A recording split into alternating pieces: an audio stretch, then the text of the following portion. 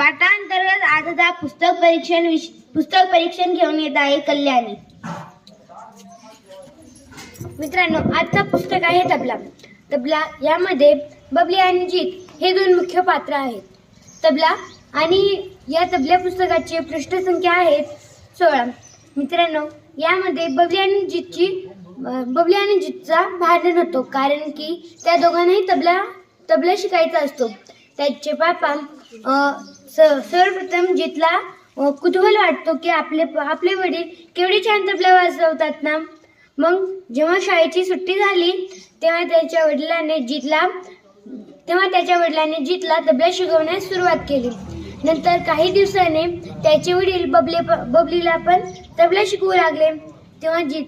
तेव्हा जीतने बबलीसोबत भांडण केलं की तबला माझा आहे. तेव्हा त्यांच्या वडिलांनी समजून सांगितलं की तबला तुम्हा दोघांचं पण आहे. मी एक करतो की सकाळी बबलीला शिकवतो आणि संध्याकाळी जीतला.